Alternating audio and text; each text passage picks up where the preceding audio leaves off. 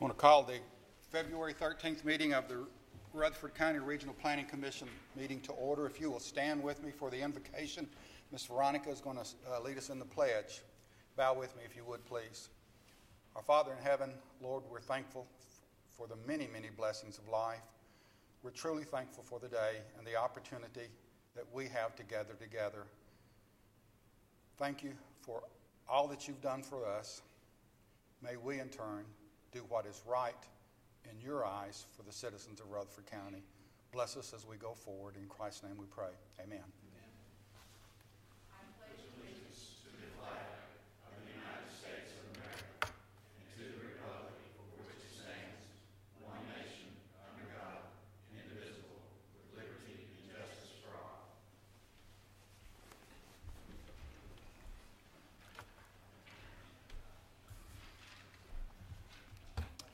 Gail, would you call the roll, please?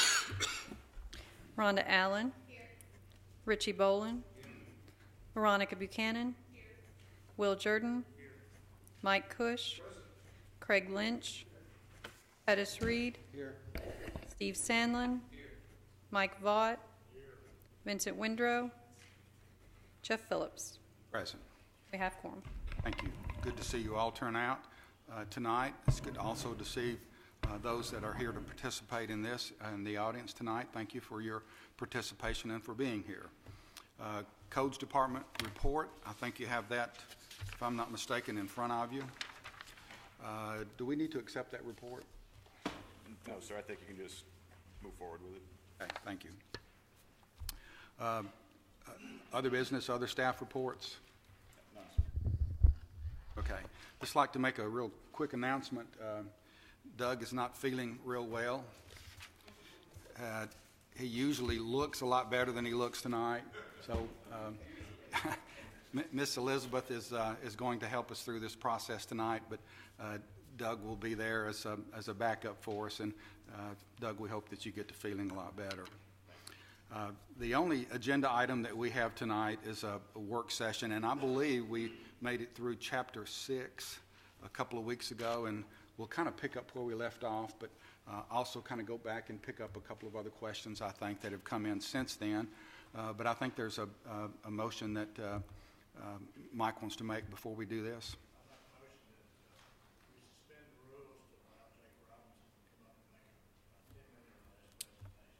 We have a motion to suspend the rules to allow Jake Robinson to make a presentation, and a second. All those in favor say aye. Aye. Any opposition? Mr. Robinson? Mr. Chairman, while he's coming up, can I just have a little bit of a clarification?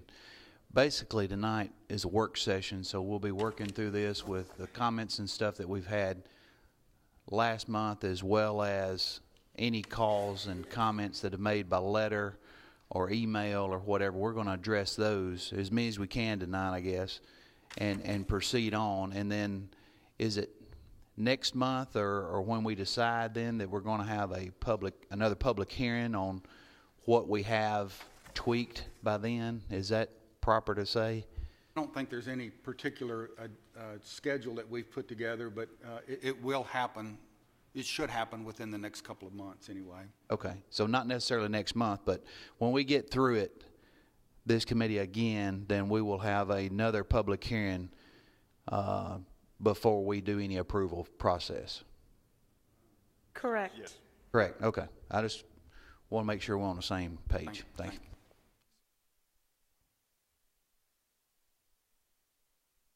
Thank you, Mr. Chairman. Appreciate the Planning Commission, Planning Department allowing me to come up and speak. Part of the reason I wanted to speak is at the last work session there were many questions and concerns that came in from the general public. I feel like some of those answers seem to be glossed over in some respects, and maybe we'll follow up on it. One of the main questions that I think Mr. Jordan brought up was where the numbers came from the model, from the community viz model. I believe that when we actually crunch the numbers, it doesn't make sense that a population of 89,000 could consume 50,000 acres of property, but then in 25 years we're going to consume 201,000 acres with a lower population. I think an additional 39,000 people is what was estimated. And so from what I understand, doing my research, they don't do it based on a percentage of acreage, they do it on a percentage of parcels. And so therefore, when a parcel gets taken, when they decide that next year we have to show this model growing by, say, 4.5% or whatever that growth rate was, it would go out and attach those adjacent parcels next to the already consumed parcels, and that would be the growth for the next year. The problem is that if that parcel needed to be 5 acres, as an example, to fit in with that growth rate, the parcel adjacent may be a 50-acre parcel, or could even be a 100-acre parcel. So therefore, it would take the whole 100 acres and gray it out. And so when you saw that map that showed out all the grayed out area that we were going to have in 25 years, anybody in their right mind would be alarmed to say, wow, that's going to use up all, and besides that, it's not consuming it, it's just changing the use of it. It's still being used, it's not consumed and used up. But it does look like the whole county was consumed with development, and therefore it would alarm someone that might be concerned about, are we going to have farmland, et cetera. So those numbers need to be vetted. Our entire plan was based on the fact that we hired a consultant, Parsons Brinkerhoff, for $249,000 and some change, $250,000, to help us craft that plan. And they used the numbers, and they came to us with those numbers. And therefore, we are putting some of our trust into a consultant. I'm sure if we're paying that much money, we should get that kind of professional service from them. But that's not what happened, I don't believe. And I also believe that Parsons Brinkerhoff came to our county with a predetermined outcome of what they thought our plan should look like. I can prove that. And I did a records request and I've done a lot of research on this. I would be glad to sit down head to head with anybody about the facts of this plan. When I did the research, there were about a little over 2,100 emails that came back and forth from our planning department to Parsons Brinkerhoff. And I read every single email. It took many late nights to do that. And one of the emails that got my attention came from Mr. DeMasi, who forwarded this to the rest of the Planning Commission. So some of you may remember this email. It came from Jim Averwater, who at the time was on the steering committee and the president of the Home Builders Association. And Mr. DeMasi sent out the first draft coming from Parsons Brinkerhoff. And so he sent it to the steering committee and said, you guys take a look at this, tell me what you think. Jim came back and said, I do have concerns regarding the goals and objectives presented October 22nd, 2009 by PB, Parsons Brinkerhoff. First, I see no reference to the preservation of property rights. As you recall, at our first meeting, this was the issue of primary importance as indicated by the number of blue dots which they used to vote in the visioning session. We simply cannot pass over this issue without recognition of individual rights.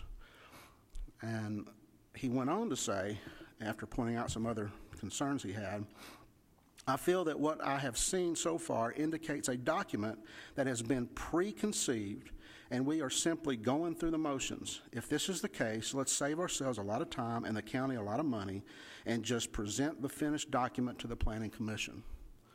Now that is a very valid gut instinct, because you say, well, how would he know that? Or maybe he's just, he has his own personal opinions about what a plan should look like, so he's voicing those opinions. But if you go back, and that was November the 1st, 2009. If you go back 11 months earlier to January 8th, 2009, Parsons Brinkerhoff sent back their contract, a 3-page contract with their scope of work, which was an additional 32 pages.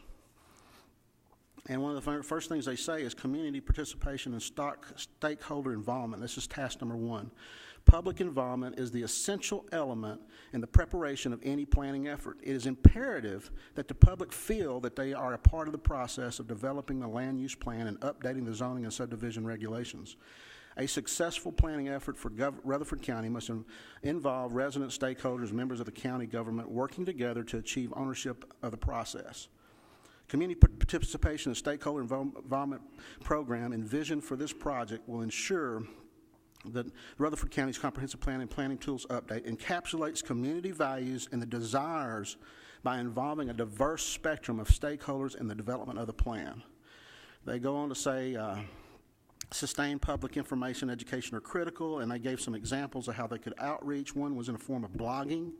Blogging is an informal way of conversing on the internet and could be incorporated in the project website. Anyone in the internet access can post a statement or question on a relevant topic. In this case, in the development of the comprehensive plan and planning tools. Once a comment is posted, other people respond with suggestions and questions, and interesting, informal dialogue begins. Well, I'm going to cover more of that, but one of the things I wanted to skip to was the blog issue, because the blog was set up by Parsons Brinkerhoff. And when it was set up, there were a couple of questions about the blog, and it said the client also asked how blog responses will actually work.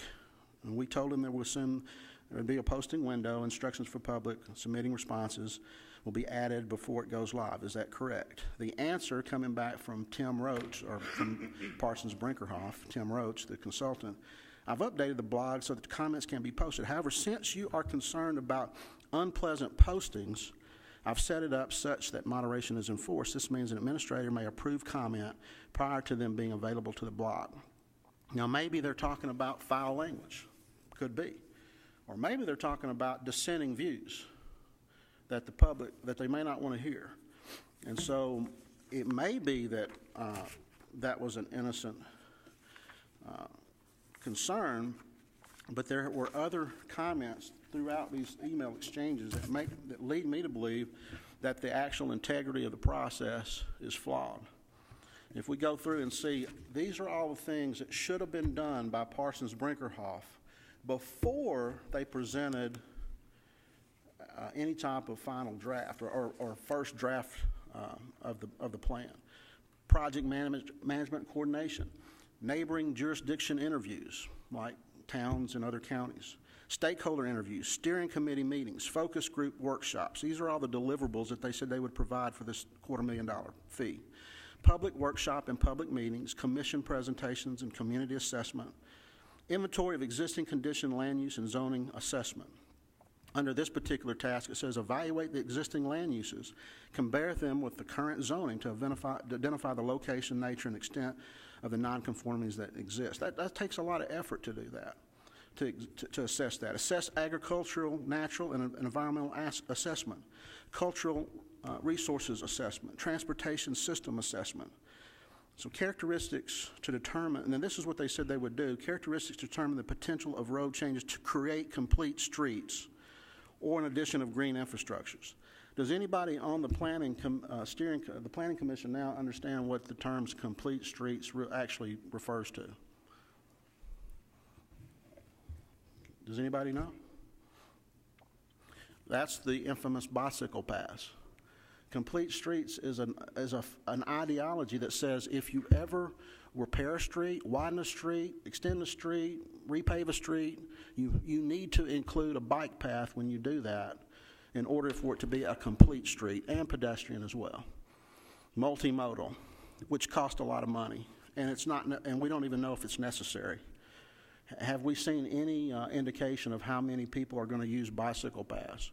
But we're slated to build 178 miles of bicycle paths according to the MPO at a cost of close to $200 million for our part. Now, of course, that's matching funds, but 20% of that's a lot of money.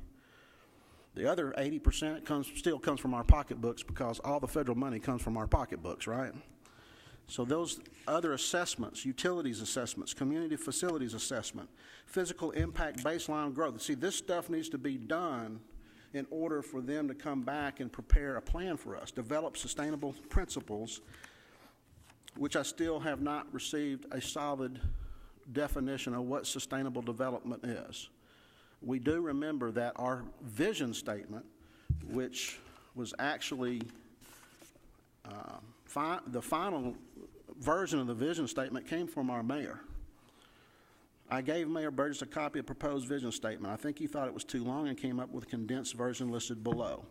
balance the support of sustainable, consistent, and efficient growth while protecting and enhancing the natural historic resources with the focused maintenance on our unique values, qualities, and culture. It's very similar to what was in the final plan, but when I asked Mr. DeMasi for the definition of sustainable development, because if we're going to have a vision, a 25-year vision that we can all buy into, we would need to know what sustainable development actually means so that it's relevant and we can make informed decisions.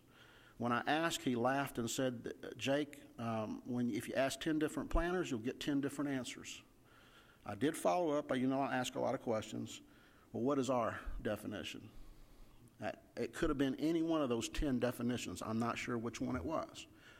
Later, when I pressed for an additional, did we ever come up with a definition for sustainable development, the response I got was, Jake, the definition of sustainable development is in the plan? No. It's not actually listed there. It's more of a buzzword that planners use, like smart growth. So it makes me nervous to think that our planner may not have a strong definition, and therefore our planning commission and steering committee and the general public at large does not realize that the efforts that we're making are based on real words that mean things. And it could mean many different things. If it could mean 10 different things, which one is it going to mean when you come before the board, the planning commission, to ask for permission to do something with your property? And so with all of this said, all of these assessments that needed to be done, they finally came back and said, we know what you're going to need in your plan. We know what you're probably going to want to have, which is conservation subdivisions, open space conservation, complete streets, sustainable development. A lot of these things that they said, this is what you're going to have. It's right here in the 35-page document. They say this is what's going to be in the plan when we come to you. Their job as a consultant is to get the illusion of buy-in from the general public that that's what we want. And if you do it properly, then maybe people that don't really take, maybe most of the people that don't take part, but the few people who do, they decided that, yeah, that sounds good, let's go along with it. And one of the ways they do it is through a visioning session. So when you go back to the blue dots that Mr. Averwater referenced and look to see what it is that he talked about, what we found out is there were about 11 different categories that you could vote on. Excuse me.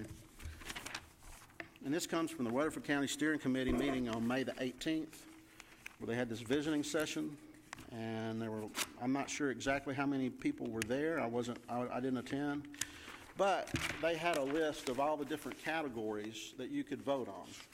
This is what we want to find out is important to our plan. What's important to you guys? In community, identity, and quality of life, there's 11 different items that you could have voted for. But you, individually, as a steering committee member, to take your blue dot, and if there was one of those things in that category that was important to you, you would go put that blue dot next to that particular item. There's also economic development that had 7 different choices to choose from. Government process. There's also infrastructure, had 6 different items, land use and growth management, natural, cultural, heritage resources, parks, open space, and schools. So I believe there was 15 people that voted. Is that correct? Do y'all remember? It's 15 people. It would be the steering committee. Does anybody want to take a guess which out of all those items, 49 different items to choose from, which item got the most votes from any other item that they thought was the most important aspect? It's right here under land use and growth management. Don't take away development rights, 11 votes out of 15. Nothing else came close. Well, I will say farm preservation came close. Most of the other were 3 and 2 and 1 and maybe 4. But that was the one, that was the highest vote getter. And that's what Mr. Averwater was saying in his email. He said, hey, we voted on that, guys. You asked us what we want, and this is what we told you we wanted, but you're ignoring it. What else are they ignoring in the plan?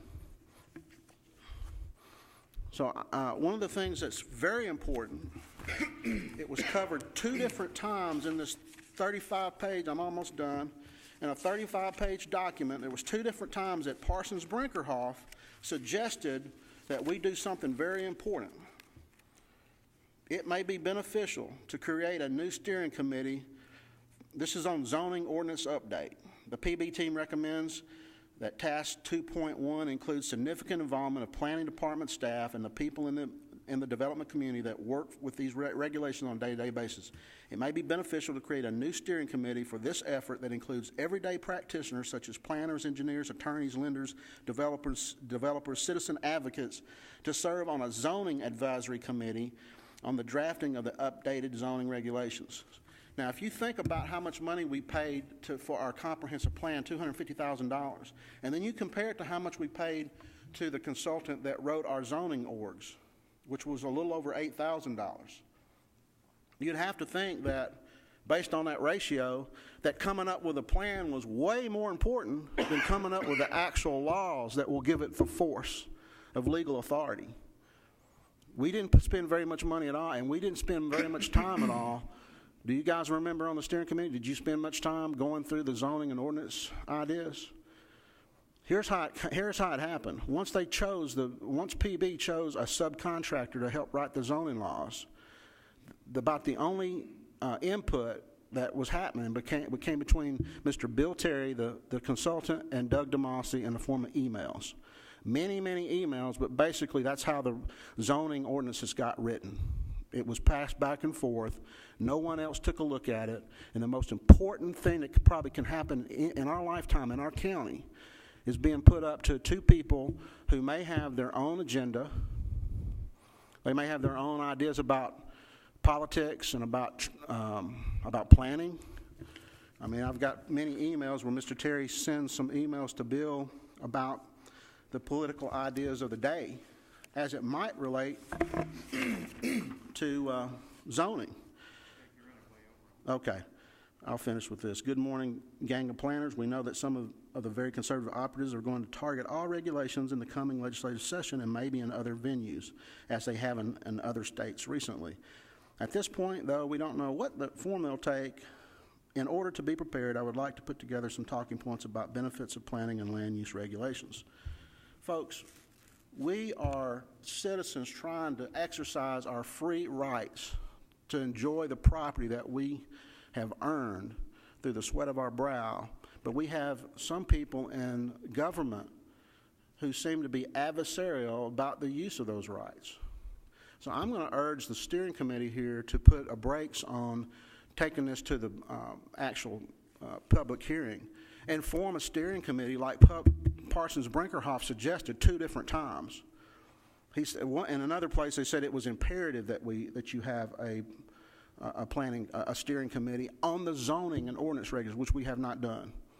We've rushed that process. So I would urge you to do that and just consider. I'm not against zoning. I'm just the mass downzoning is really an issue, and I would like to point out that unless you can prove that it doesn't hurt my value of my property, then it would have to be solved in the court of law, because just saying it's not going to hurt my value is not a valid reasoning and proof that it's not going to. And that was glossed over, and that's the biggest thing on our agenda probably is this mass downzoning. And you guys know that it was important because you said in your emails that you basically said things like, yeah, we know it's going to be a hard sell. That's one of the things that was said several times.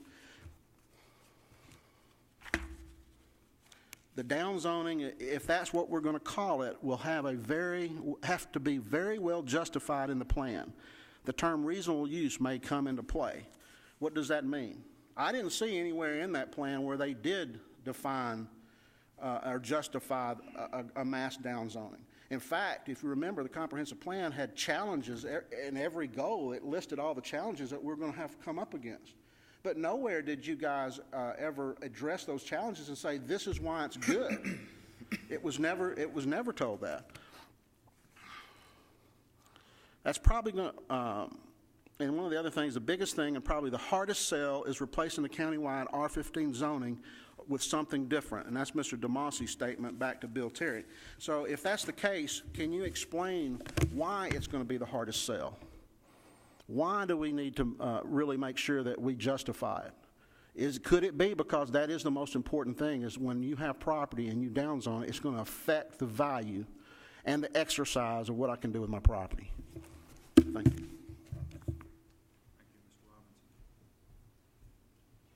We'll get into our work session, and Ms. Elizabeth, if you would lead us through that, please. Absolutely. I want to start with just a really brief summary of our previous work session, I mean brief, that we had on January 23rd. We covered chapters 1 through 6. We did recommend some minor rewording to clarify intent of a couple of sections. We spent quite a bit of time on chapter 4, especially on the mobile home park section, made some changes to that to make it more consistent with our current mobile home park regulations. We also had some concerns brought up about our land use model that was used in the comprehensive plan. And so we want to try to address a few of those concerns just right here on the front end. You should have in front of you a sheet with the title Rutherford County Land Use Modeling Information.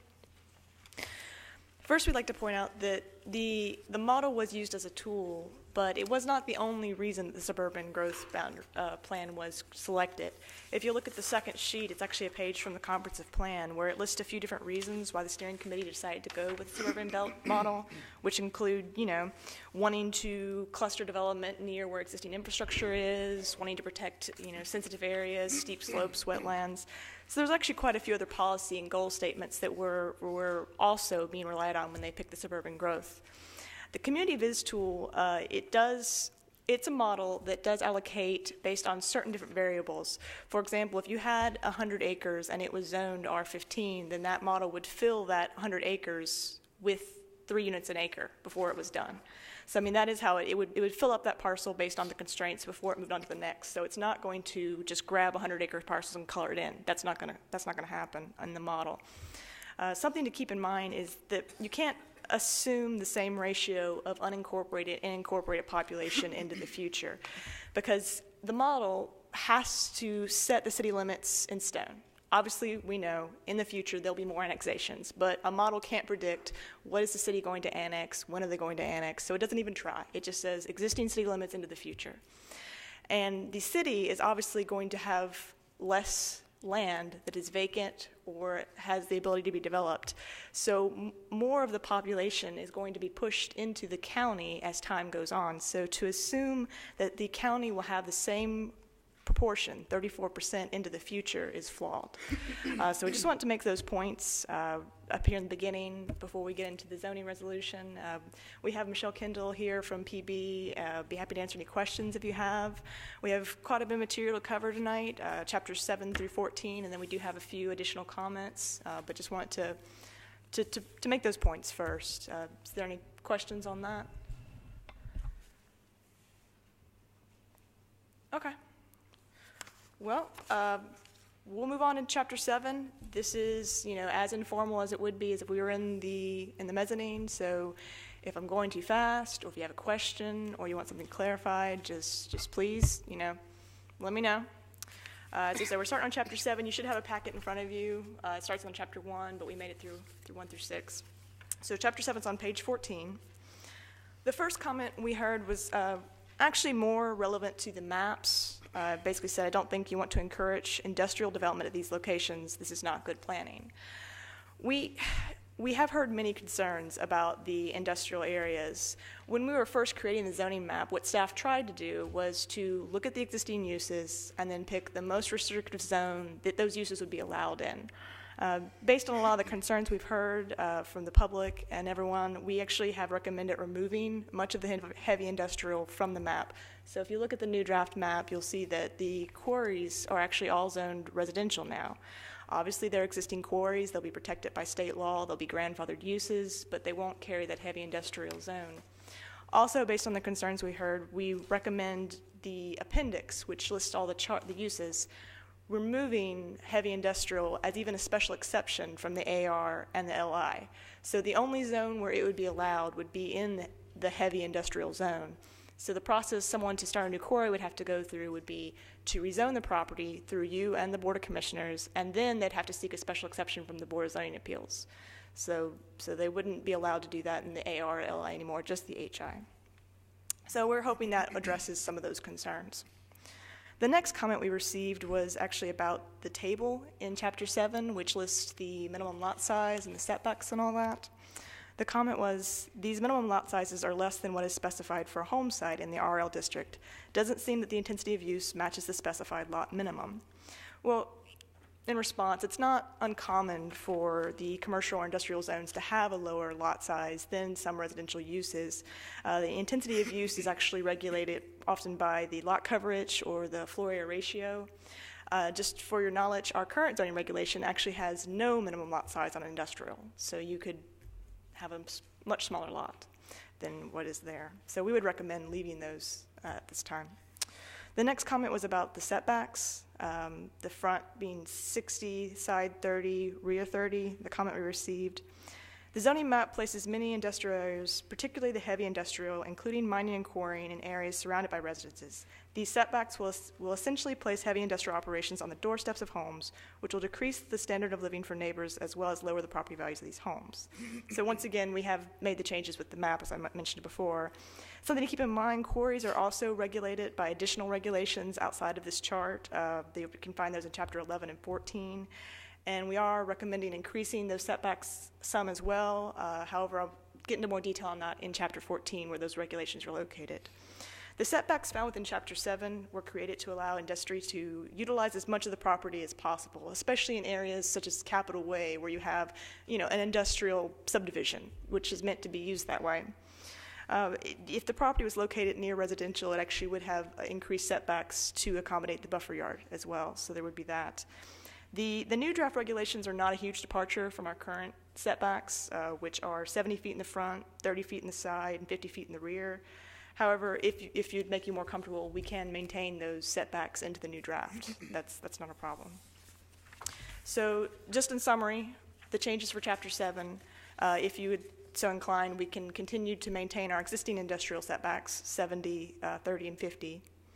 And also, as I said, eliminating the special exception option in the appendix from the AR and the LI zones for the quarrying activities. So that was all the comments we received on Chapter 7. Mm-hmm. Commissioner. Elizabeth, I was just wanting, Mr. Chairman. Mr. Chairman, is that okay? So we're going to address them in 14 as far as the setbacks that had gone back to 200 feet.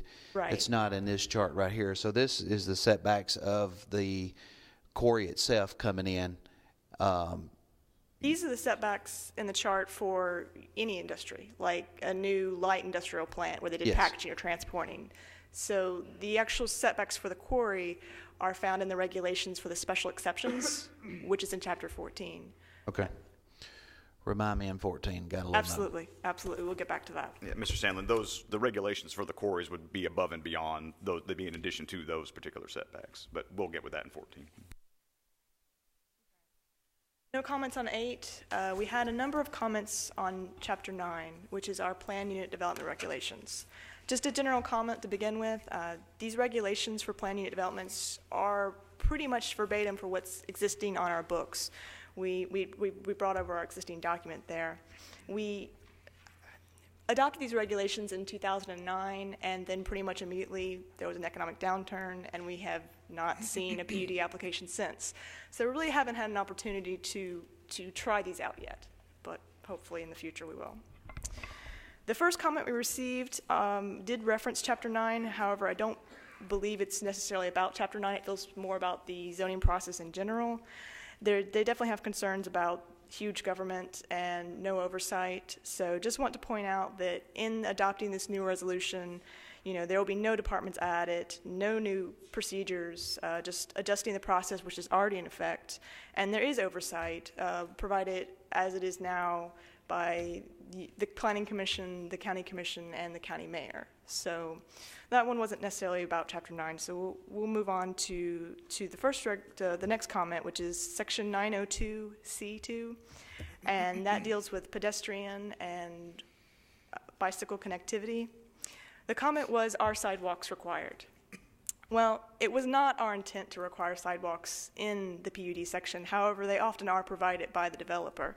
But when we read this section, we saw that you could read it to imply that they were required, so we're recommending softening the language to make sure that they're just encouraged. So we will change the language on that one.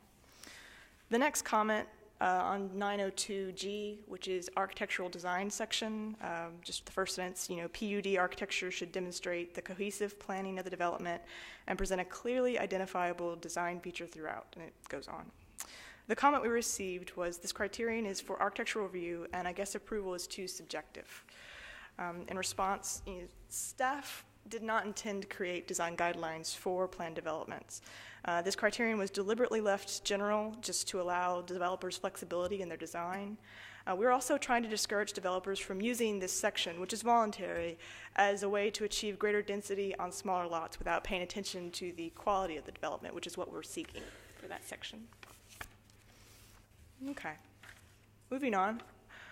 Our next comment was on section 902H, which deals with the bulk regulations in the PUD section. Skipping ahead a little bit, unless otherwise stated in the applicant's regulating pattern book, bulk regulations shall be consistent with the zoning regulations most consistent with the development, i.e. residential, commercial, based on the interpretation of the planning director. And the comment we received was, is the planning director's interpretation the sole decision maker of request? Is it not more appropriate to have elected officials or boards be the final decision makers on the interpretation of ordinances? Since PUDs actually are allowed to have mixture of uses if the Board of Commissioners does approve them as such, this section is referring to a very specific situation where the planning director must determine how to apply a regulation. So, for example, if there was a lot within a PUD and there was a single family detached dwelling on it, then the residential regulations, such as the accessory buildings restrictions, those would apply to that lot. And that's what this section is referring to. Keep in mind, the planning director is responsible for interpreting the zoning ordinance. It's part of his duty. Anyone who disagrees with the planning director's interpretation may at any time appeal it to the Board of Zoning Appeals. And you see there's a section 1406 in Chapter 14, goes into detail about how you can take that through the process. The next comments, actually we received several comments on the next section. It's 902K1, and it's about the required open space. In all residential PUDs, a minimum of 20% of the gross project area, excluding areas devoted to wastewater disposal, i.e. step systems, shall be set aside as open space. And it goes on a little base. As I said, we received several comments on this. The first comment, a taking of 20% of land for residential and 10% for mixed use becomes a property rights issue.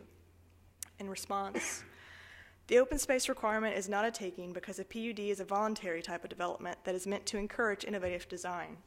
The bulk regulations, such as lot size, setbacks, and lot coverage, may be reduced to allow a greater number of units on the smaller portion of the land. The open space provided to the community is a trade-off for the freedom to vary the remaining regulations. Now, the next comment we received was, simply establishing an arbitrary requirement of 20% of residential land makes virtually all possibility of creating a residential PUD financially impossible. On top of that, 1/2 of the land will be required to be developed into usable land. In response, staff wanted to establish a firm number that would let developers know what to expect and give the planning commissions a standard by which to approve PUDs. Staff also wanted to provide sufficiently detailed criteria upon which decisions are made so as to avoid abuse of discretion on part of the reviewing bodies. The idea was to promote high-quality developments that would include amenities for residents and preserve important natural areas in the county. The next comment we received, the requirement will, without a question, bring strong opposition to the entire zoning proposal. In response, even without required open space, the approval of a PUD often attracts community opposition because it includes development styles of housing or of different types of housing or higher density. Staff tried to address this concern by requiring the applicant to start the process with a neighborhood meeting, which, if the developer engages the community early in the development process and is willing to make reasonable changes to the project, the opposition may be converted into allies, if possibly. The next comment we received was that requiring 20% of residential and 10% of mixed use would mean the difference of 10% of residential must most likely be converted to commercial use, whether or not neighborhood needs or wants the community activity, the commercial activity, I'm sorry. The PUD regulations allow developments that are entirely residential, entirely commercial, or a mixture of both. In the current regulations, we actually do have a blanket 20% regardless of the types of uses that are found within the PUD. Since proposing those in 2009, staff has realized that to include PUDs that were entirely non-residential or commercial would not be appropriate. Mixed-use PUDs do provide a slightly more complicated situation in that they have both types of uses. So to address this concern, we have one possible change that could be made would be to keep the 20% requirement of the resident, but only make it of the residential portion of the PUD. So any areas that were non-residential could be exempted from the calculations, just like the step systems are. With this change, a developer would not be inclined to include commercial area just to set aside less open space. So we are recommending tweaking the language on that section there.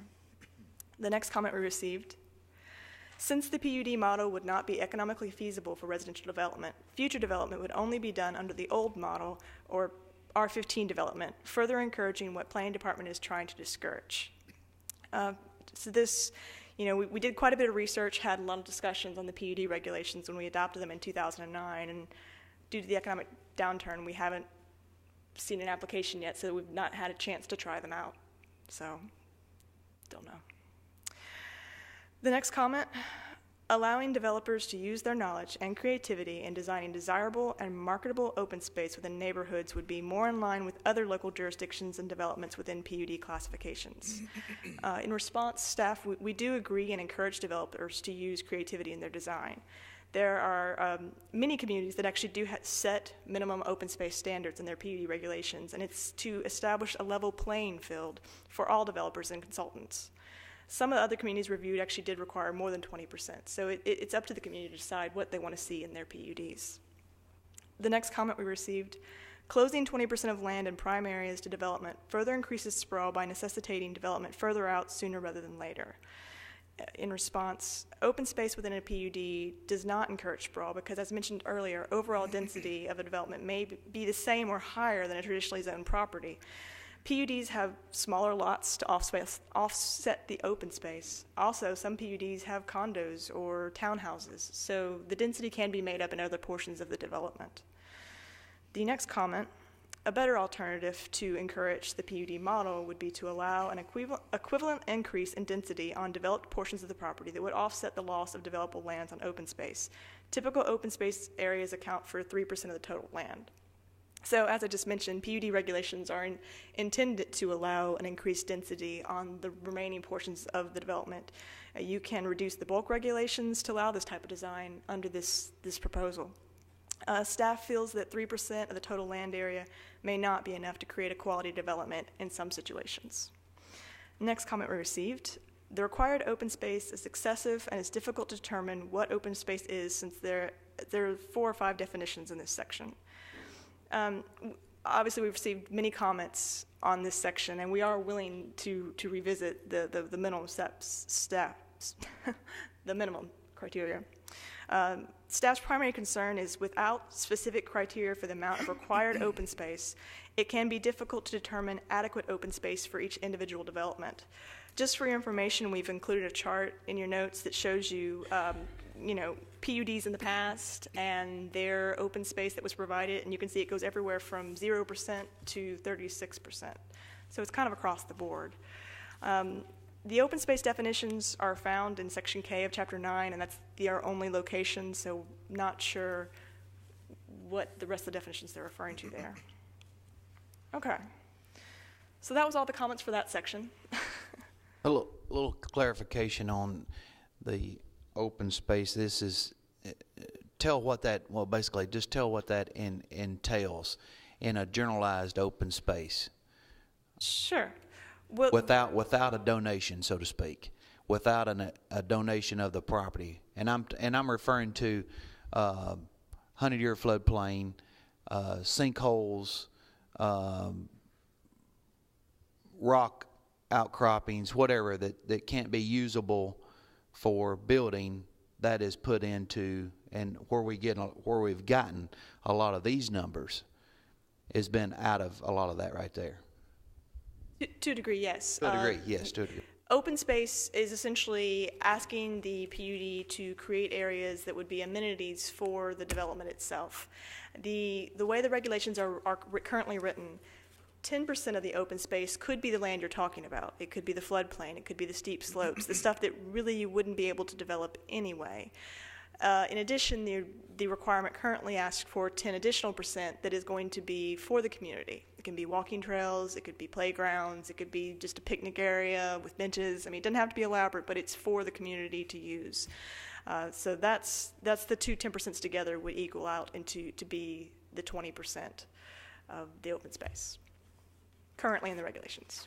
But once again, we have heard lots of concerns, and we are willing to revisit it, but we would need guidance from the Planning Commission. And this property would still be either owned by the homeowners association or somebody. It would still be on the tax rolls. It would not be held in anybody's vision by the county. That's correct. Correct. In the PUD, it is the homeowners association that takes over responsibility for these areas. Would be generating property tax from somebody. I mean, it's taxable property. There was comments earlier about the county taking the property and taking it off the tax rolls, the county being liable for it. That's not a... It would not be county-owned property, no.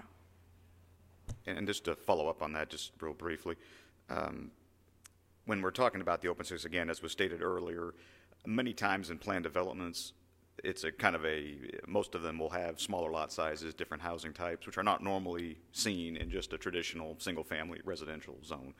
So as a trade-off, we're saying, okay, we're going to allow you to build denser developments, different types of housing. At the same time, you're going to provide some open space for those people to enjoy. Now, I guess the big question really comes down to, are you comfortable with a percentage for each development, or do you want to look at each one and evaluate it under its own merits? I mean, I can see the benefit of either or, but that's a decision that ultimately will have to be made by you and a recommendation made as how do we move forward with that. So again, we're willing to revisit it. You know, we have our opinions. I think we feel strongly that some sort of percentage is necessary. Is it 20%? Is that the right number? You know, I guess that's up for discussion, but that's really, I guess, the bottom line when it comes to that particular section. And I would like to have some discussion on that. I mean, hear some discussion on that, because, I mean, we're at this point right here. Is that the magic number, or are we overboard there, or do we need to adjust that lower or higher? I mean, I'd just like to hear some discussion on it. Or potentially you could revisit the 10%, which is usable. I want to make a clarification about the calculations now. If you've got 100 acres and 25 of it goes in the step system, the calculation then is off 75 acres. Is that That's correct? Would there be a way to have a scale depending on amenities? It's one thing to have a 10-acre field out there that's just a field. But if you've got tennis courts, basketball courts, swimming pool, I don't know, other things, other amenities, looks like that could, I'd rather have 10 acres developed into a playground with a lot of activities instead of just the 20 acre just in a green space. I mean, does that even make sense to have some way to have a sliding scale? I don't know how you'd weigh what it was. That'd be very complicated, very hard to justify place to place, but maybe we could at least brainstorm on that, because I'd rather, see some investment there instead of just a blank field out there. And we can certainly look into that. When we first came up with these regulations, we looked at a lot of different ordinances, a lot of different planning literature on that. I don't necessarily recall seeing a sliding scale necessarily, but that doesn't mean it doesn't exist. We can look to see if there is something like that. I mean, we have no problem with that. I just have a couple of thoughts on this, because we debated this at length 3 years ago when we first created this, and we hoped that we would see some. But I just want to remind everybody that choosing to be a PUD, choosing to have a planned unit development, is entirely voluntary. The developer can develop his land based on however he's zoned. He does not have to be a PUD. There's generally an advantage to him to want to do a PUD from the standpoint of, as you have those houses closer together, you have that more concentrated development. He's building less roads. It's a more compact area. He's able to achieve usually the density that he wants. There's an advantage to the folks who are using that community, that maybe since we don't have a park system in the county, things like that, there might be some amenities that they wouldn't normally enjoy. I don't see 20% as a stretch on this at all, especially because it's voluntary. They get to choose whether or not they want to develop this way or not. So it's not like we're saying you have to develop under this format and you have to develop, and donate or set aside this much land. It's because they chose to pursue it this way. So I think the issue's at bed for me. So. There's a few more comments about open space before we're moving on to the next section, and then can continue this conversation. The next section actually is directed specifically towards the usable open space, which is required to be suitably improved for its intended use. That comment: the definitions of usable open space must be redefined. Usable open space as defined becomes a burden on the HOA for maintenance, insurance, and security. Walking trails are hangouts for teenagers, ball fields are seldom used and become high maintenance, and insurance providers don't want to cover them due to risk of outsiders using them. Some neighborhoods can't afford or don't want pools or other expensive equipment. Playgrounds. These are great sources of tension among the residents because most residents tire of patrolling and paying for them since they aren't used. The most desired use of open space is for open sight lines. Why not allow step areas, utility easements, creeks, and stormwater areas as desirable, usable open space? In response, there are some conditions in the PUD that actually do allow stormwater areas to be included in the usable open space. And the reason that we haven't historically included the step area in the usable open space is because CUD does not allow anyone to access it. It is fenced off. So, but once again, ultimately, it is up to the Planning Commission and the Board of Commissioners to decide what type of minimums you'd like to see in future PUDs. So, and then the next comment on open space is basically about the county attorney will review the documentation as a form prior to Planning Commission approval. That's talking about the HOA agreements that would be needed to be recorded to maintain the open space in the future. The comment we received: hopefully the county attorney can review these covenants in a timely manner. These covenants are very standardized and may not need attorney's review. We don't really foresee any problems with the county being able to turn those around in a quick time. Also, it should be noted that the county does not enforce restrictive covenants. A PUD is a unique situation where the covenants have actually become part of the zoning approval. So they would be enforced in a way that most restricted covenants would not. Just to clarify that. Okay. Section 903C, and this is about the requirement for a formal neighborhood meeting before application is made before the Planning Commission. The comment we received: other map amendments do not require the applicant to first hold a neighborhood meeting. This application should follow normal proceedings of an official public hearing once the Planning Commission has reviewed and provided input.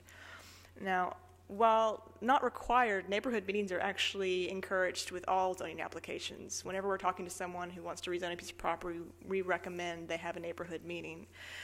Planned developments typically have elements that traditionally zoned parcels wouldn't allow: smaller lot sizes, variation in permitted uses, etc. So staff feels that the neighborhood meeting for planned developments is appropriate for these reasons. So those are all the comments we received for Chapter 9. In summary of the changes, Section 902C, the bikes and walkways, we are going to make sure that that's changed to encourage, not require, bikes and walkways.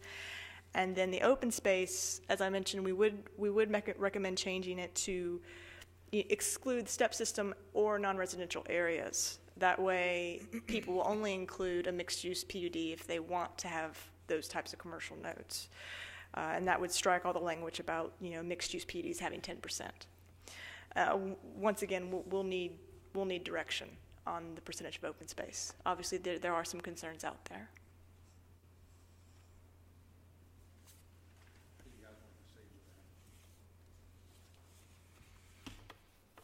They need guidance. How do you want to proceed with it?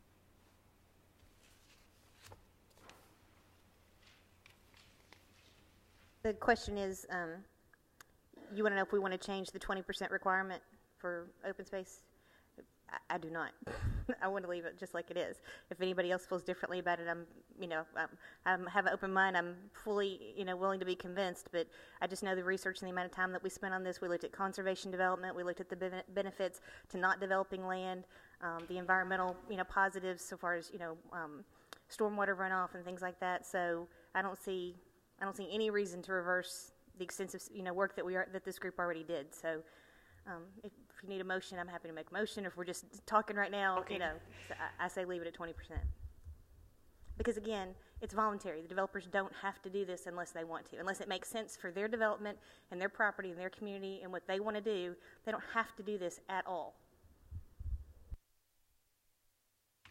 Mr. Chairman, Rhonda, when we went to Shelbyville several years ago, when we were doing work sessions on planned use developments, what was the percentile on those that we looked at? Do you even remember? I don't remember the number, but I remember that we started at a higher number and we worked our way down to 20%. We talked ourselves down to 20%. So I know it was higher, but I don't remember the exact number. They showed a lot of different direction, all the homes on the inside with the green space all the way around outside. There's a lot of different things to look at, but like we've never had the luxury of seeing much of that. So throwing 20% out there, it's sort of like crapshoot. Just pick a number.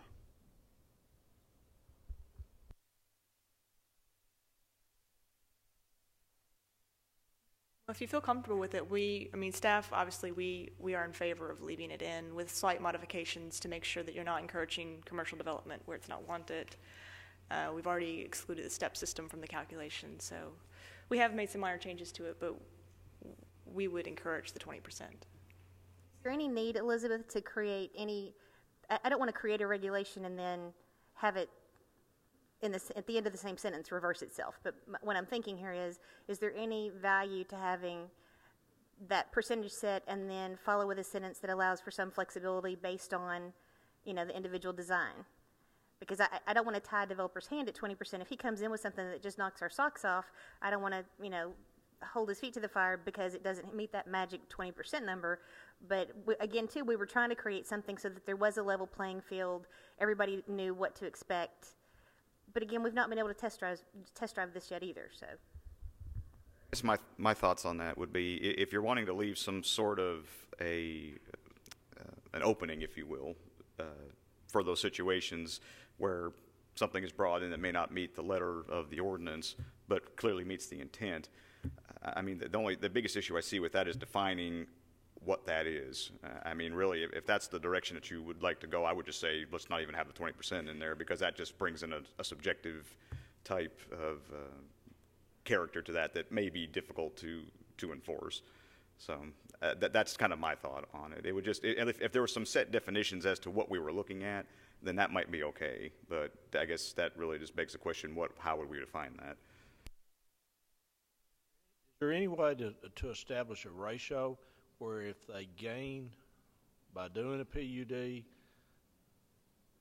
depending on how small the lots are, how many people are there, you don't want to punish them for doing a PUD, but, all PUDs won't be the same and they won't have the same density.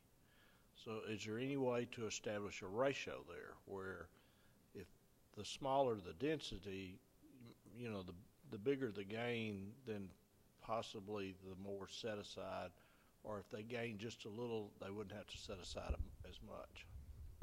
I think that kind of gets back to what Mr. Jordan was talking about earlier, some sort of a sliding scale, be it based on lot size or, like you said, density.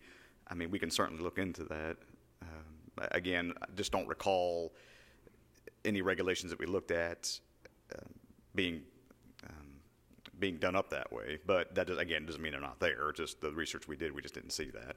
But that is something we could look into a little more closely.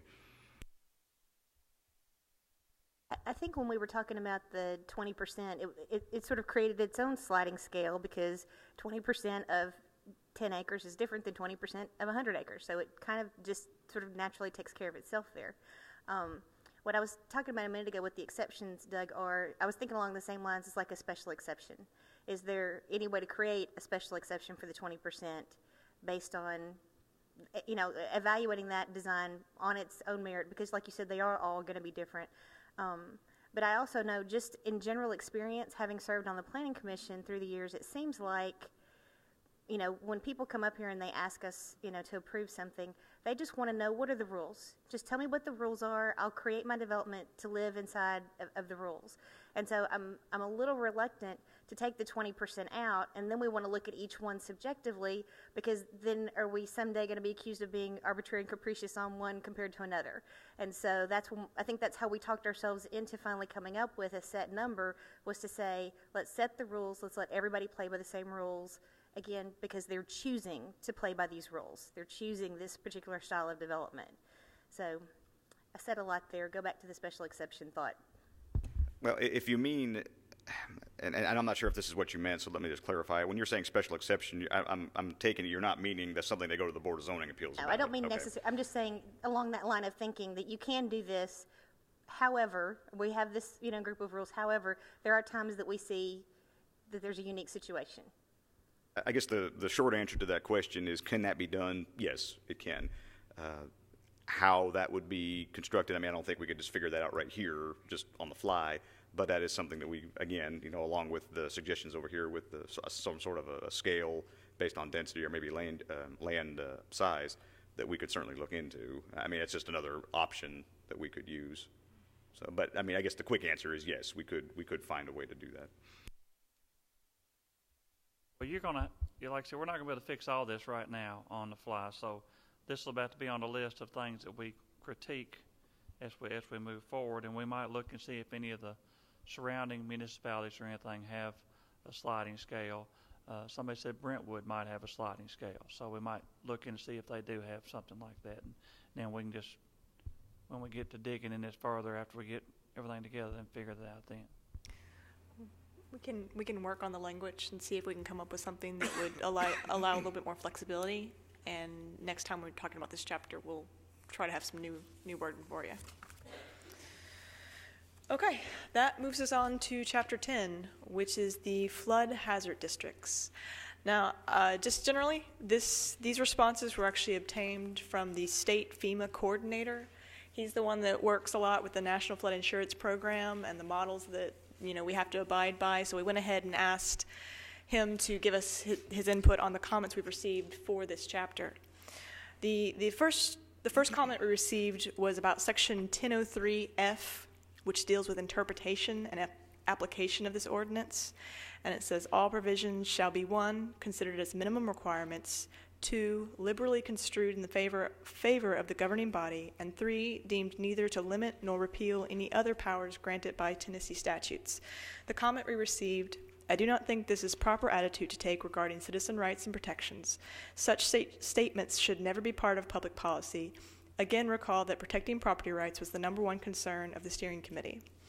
In response, I see no problem in the removal of item number 2, given the fact that the interpretation would fall under the powers of a Tennessee judge if litigation were to occur.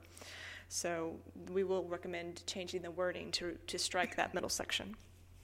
The next regulation, 1005B7C1, sorry, they get a little dense here, dealing with the general requirements for the floodway district, basically says that any new structure shall not result in any new increase in the water surface elevation of the base flood level. The comment we received is it's absolutely impossible to meet the any standard that has been substituted here. Any bridge, culvert, or stream crossing will change the flow of the stream no matter how minimal. The federal requirements is 1/10 of 1 foot, and we should not make attempts to improve upon it. The response we received from the state FEMA coordinator was that Part 44 of the Code of Federal Regulations appears to be apparent that the term any is clearly what is expected in order to comply with the minimum NFIP standards for program participation. I feel this must remain. My discussions with FEMA engineers have always indicated a 0 no rise, not a 0.1, as you have indicated. FEMA now prefers the term no impact, not just a no rise, as the regulations dictate. Again, FEMA has always maintained the need for the term any rather than the term for significant, so we would, of course, recommend in keeping the model language. The next regulation in question was 1005B12. This deals with unmapped streams in the Rutherford County. The comment we received: if we no longer use the blue line stream definition, exactly how and who determines an unmapped stream or conveyance? The broadness of this undefinition allows extrapolation to every moving body of water and subjecting every piece of land in the county to federal and state environmental mandates and oversight. Example, when my pasture drains, is it now a stream? Is a newly created drainage swell now a stream? Is a street drain a stream? How about the downspouts on my house? The accepted blue line definition works and should not be altered. The response: a physical inspection should disclose if there is an unmapped area with a water flow in need of a development standard that this would apply to. For the purposes of map development, the Tennessee hydrology layer was filtered to remove the many streams shown that have no official identified area of flood risk identified by FEMA. This does not apply to normal pasture sheet flow areas, a street drain, or downspouts. The direction of water through a swale might impact the flood map and require a study to have it included on the community firm, all dependent upon the specific circumstances. In other words, it depends case-by-case basis. And for clarity, I'm going to turn it over momentarily to our county engineer, Mr. Corbett. Now, we still use the blue line stream deal, and this was taken off of the USGS maps. The language that's in this model, of course, came to us from FEMA, and then we had to use this language, or our program can be declared non-existent. In other words, they could suspend the program and then nobody could buy flood insurance. There are situations where we get calls where there's it appears to be an apparent stream, but it's not considered a blue line stream. At that case, we call the state people out, and they go through the determine if it's considered a blue line stream, and then the rules apply to that situation.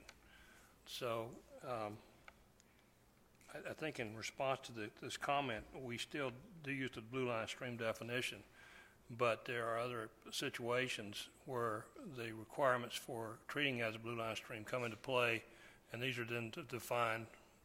We called in people from the state to determine that definition.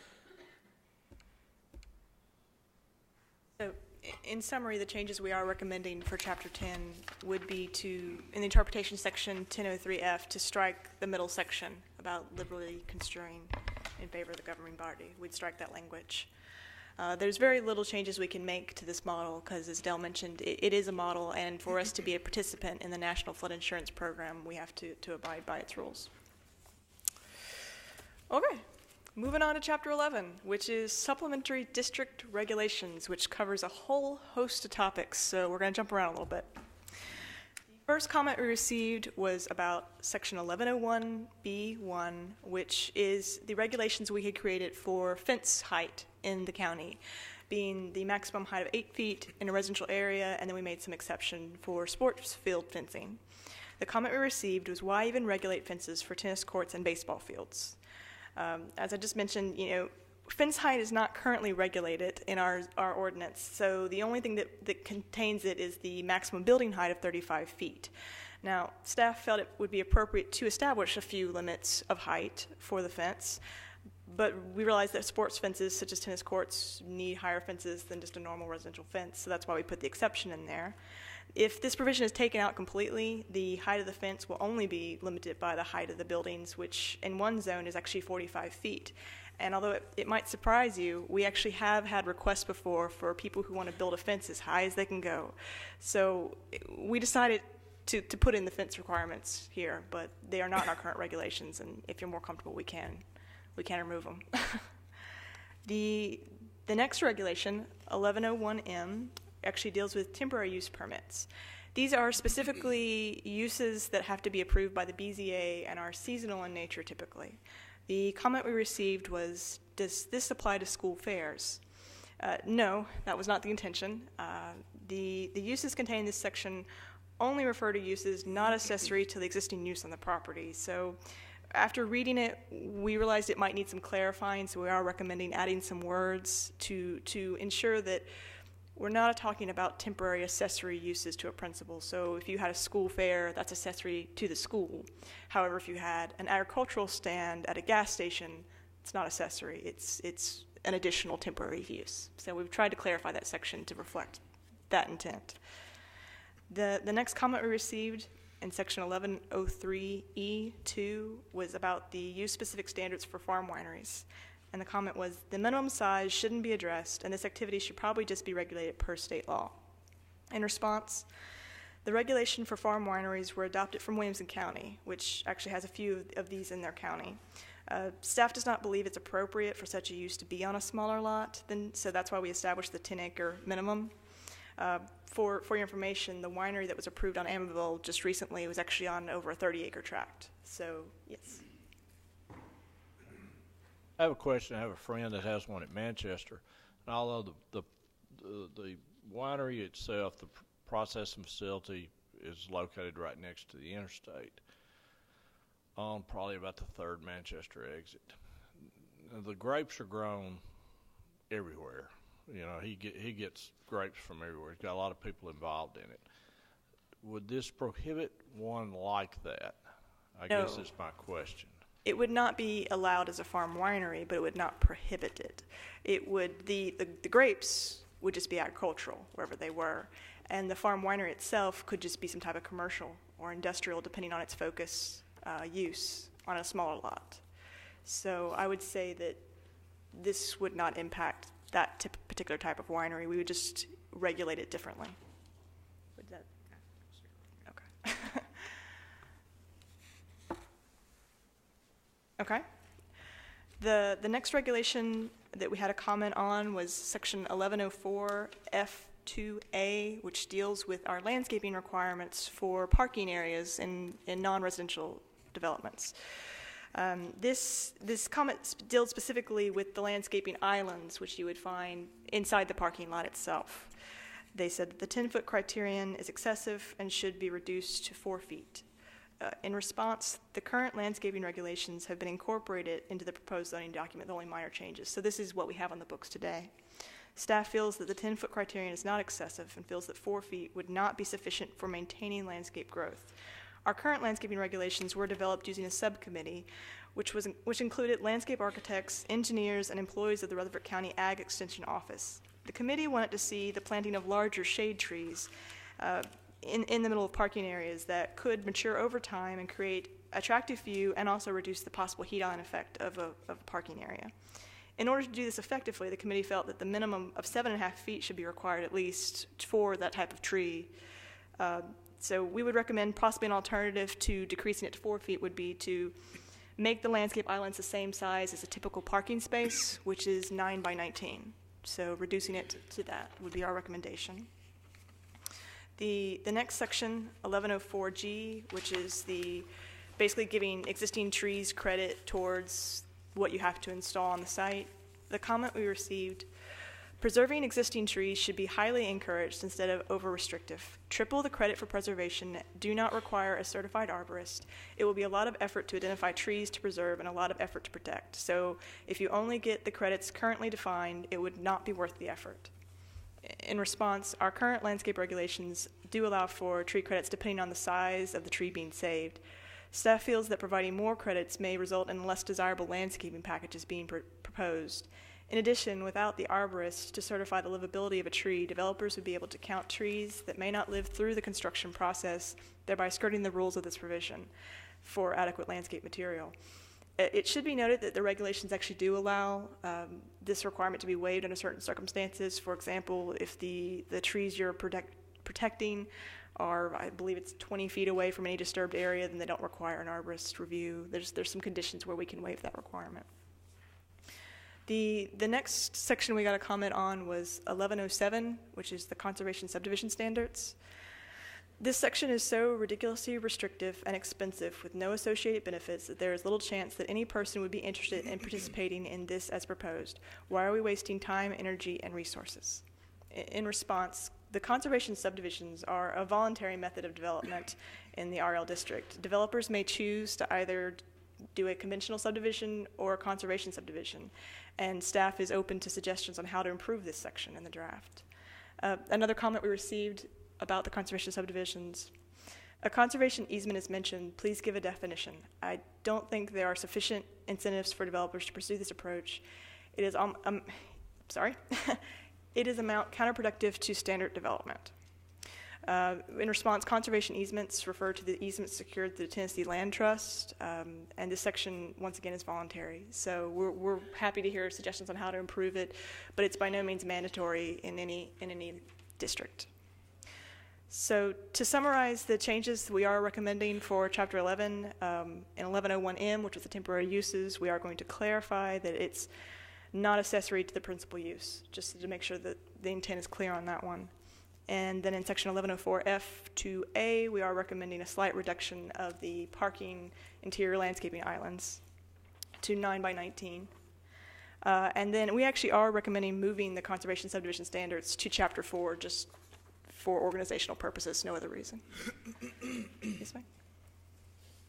Back to the first one, it says any residential district, and I would assume that that means any approved subdivision, I'm sorry, where are you? but not any residential zoning, right? Or what do you mean by You're residential? saying, let me just make sure I understand. When you're saying in that first the very first one. Oh. Very first one. Well, Very no, I first- think the answer to your question is, what we're saying is in any residential district, whether it's a subdivision or not. This wouldn't apply just to subdivided lots. This could apply to acreage tracts as well. Farm fences are farm. exempt from this. where I was.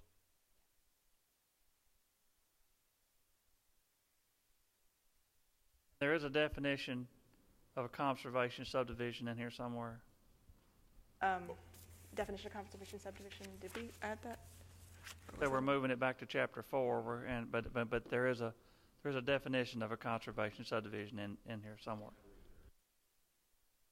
Yeah, there's a definition of conservation subdivision in the definitions chapter.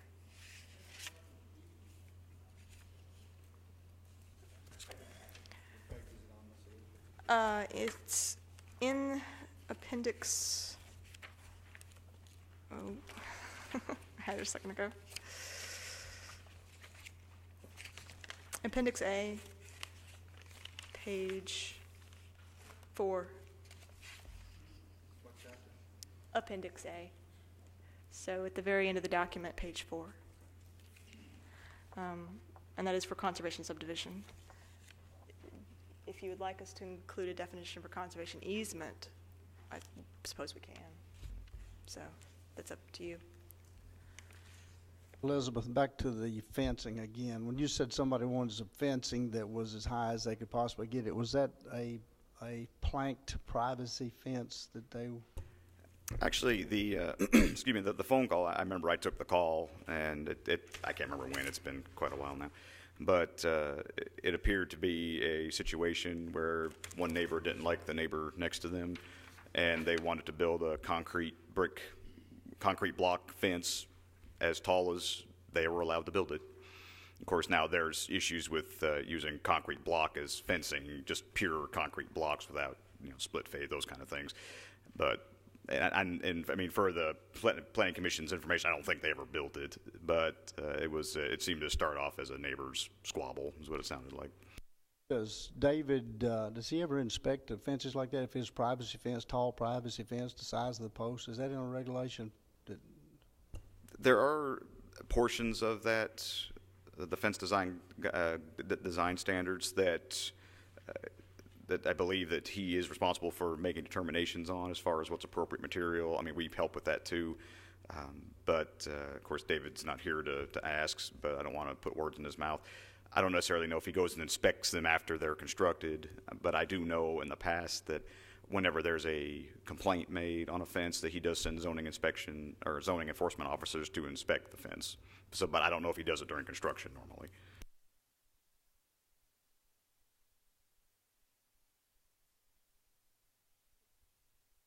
While I like the idea of less regulations, I don't like the idea of somebody being able to build a 25 or 30 foot tall privacy fence right 6 inches off the property line, and somebody's house is 15 feet away and block the sunlight away from their house for half the day or something. So it's one of those tough positions to be in.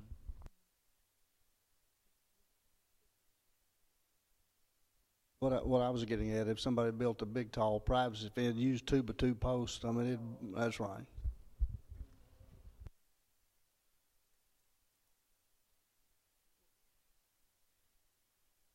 Okay, sorry. Elizabeth, Yeah. just for information-wise, you were mentioning there on the acreage size as far as the farm wineries. There currently is state legislation right now being looked at where there is going to be something dealing with farm wineries.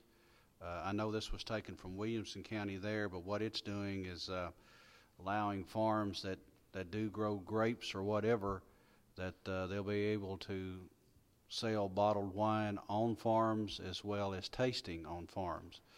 I know we don't have any in Rutherford County other than this one that we've approved here, so that may be coming down the pike here that farms will be able to do that. So I know someone has mentioned there referring back to state law, so state law may come in on this at some time because of that, because of this new legislation that's being looked at this time. But this is just something that's totally new, that's just come up and being looked at all across the state of Tennessee. Thank you for the information. We'll look into that. And as always, the regulations are a moving target, so we're trying to be as compliant with state law as possible, but new bills come every day. And so even if we work through this whole document, get it perfect, then 6 months from now, we'll have to tweak it some. So, but I appreciate that. The reason I mentioned that is that the new farm wineries do not even have to have bottling plants on them anymore. There is portable or mobile bottling units that go from farm to farm and bottle it. And it's being done that way now, so it's a whole new industry that's coming out there. So just to make you aware of that. We will definitely look into that. Okay, that was actually all for Chapter 11, which would move us on to Chapter 13, which is our non-conforming use chapter. We did have one comment that referenced Chapter 13, although I don't really believe it's necessarily about it. The comment, it should be spelled out that government agencies and utilities should be subject to the same requirements of setbacks, fencing, landscaping, lighting, and buffering as any other property owners would be subject. In response, this, as I said, doesn't appear to directly apply to Chapter 13. However, it should be noted that other government entities and utilities have the ability to waive zoning requirements. Since this ability often stems from federal or state law, adding a statement into the draft regulations will have no impact on that. So, unfortunately, they can't fix that one. And there was no recommended changes for Chapter 13. That moves us on to Chapter 14. Which is the administrative enforcement section. The first comment we heard was for Regulation 1403B, which deals with the duties and powers of the Director of Building Codes. Basically, the comment, the director shall not refuse to issue a permit when conditions imposed by the ordinance have been met by the applicant despite the violations of contracts such as covenants or private agreements, which may occur upon granting of said permit, is the regulation. The comment we received: I am not sure I agree with this because in other parts of the ordinance, covenants are required and documents reviewed for compliance. Now in this section, you turn around and knowingly ignore them. In response, the statement is merely stating the reality that the county cannot enforce restrictive covenants. It's unlawful for the county to withhold a building permit from someone who meets the zoning regulations and the building codes, so we can't do that. The only part of the ordinance where restrictive covenants are required is, once again, in Chapter 9, the Plan Unit Development Regulations, which, as we explained earlier, those covenants actually become part of the regulating book and become part of their approval, so they're slightly different than any other covenants in the county. The next comment we received was for 1404A, which deals with the zoning compliance form process. The comment we received was zoning compliance letters should not be required as here specified. I would think the building permit process alone should work. In response, the zoning compliance forms have been required for the unincorporated counties since 1996. The Building Codes Department likes to have these forms, so they know they are issuing a building permit for its use that is a use approved by the zoning ordinance. Staff is not proposing any changes to how this is currently structured.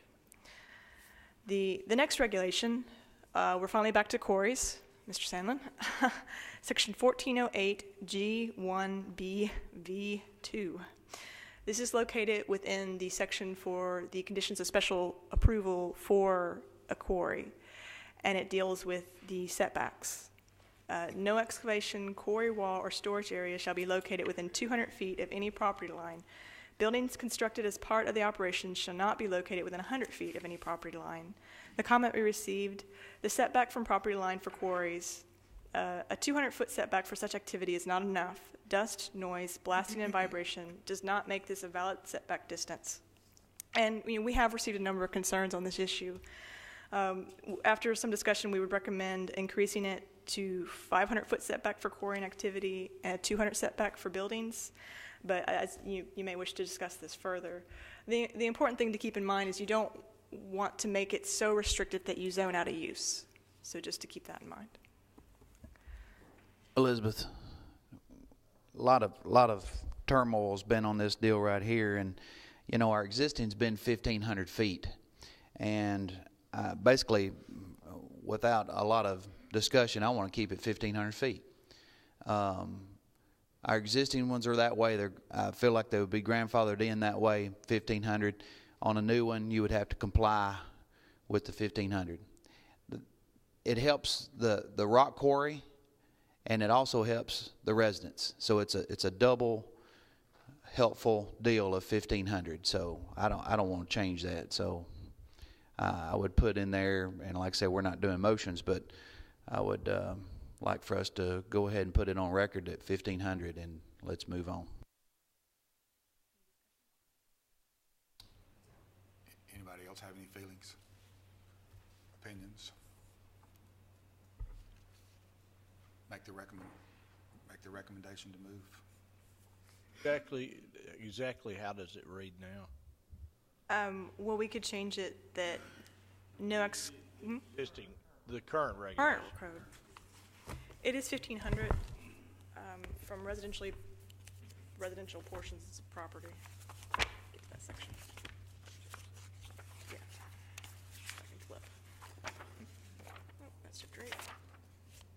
Gotta be close.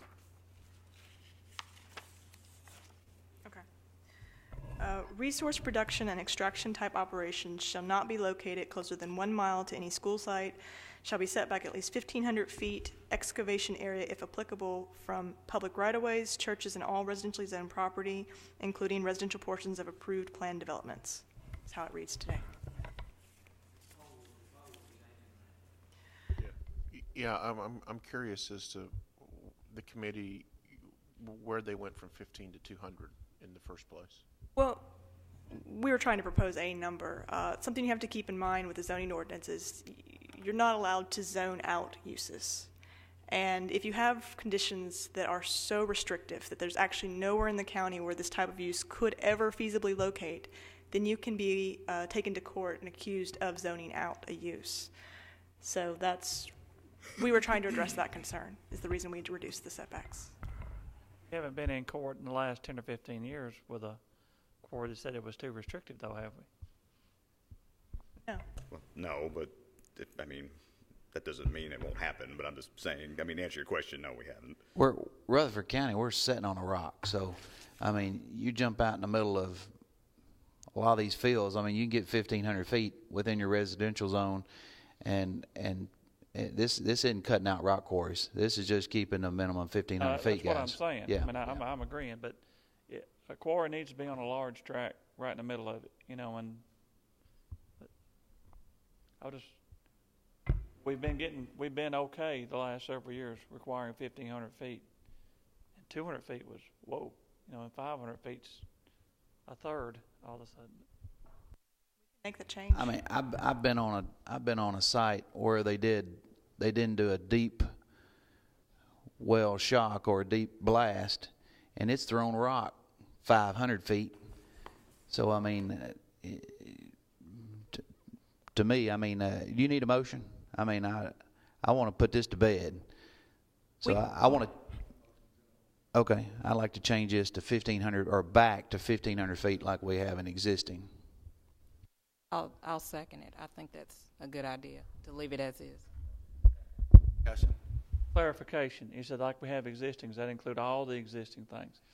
Because I know she mentioned a school and all the other things. I know there is a question ongoing about Rogers Group, and there's been a school built that's within a mile now from where it is and stuff. It's like, are we putting 1,500 feet, or are we putting that whole paragraph back? Reread it and read it slow. Sure. Resource production and extraction type operations shall not be located closer than 1 mile to any school site, shall be set back at least 1,500 feet, excavation area if applicable, from public right-of-ways, churches, and all residentially zoned property, including residential portions of approved planned developments. I like that. And the whole ball of wax right there.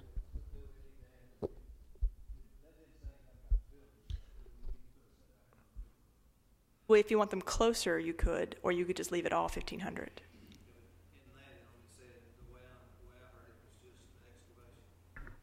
I mean, buildings would have to, by default, meet the setbacks of the underlying district. So, like the table we were talking about earlier in heavy industrial, the setback was 70 feet from the front, 30 and 50. So, if you're comfortable with those, that could catch buildings. If you'd like them to be set back more, then yes, we would need to include language about the buildings. Right, well, because the new change, the new chapter proposed says no excavation, okay, which is addressed in the first one of 1,500 feet. So no excavation, quarry wall, or storage area, which would be stone storage, shall be or storage. Let me see. Okay, and then buildings constructed as a part of the operation shall not be located within 200 feet. So the old deal, the old version just talks about the pit itself. It's not really talking about buildings within that 1,500 feet.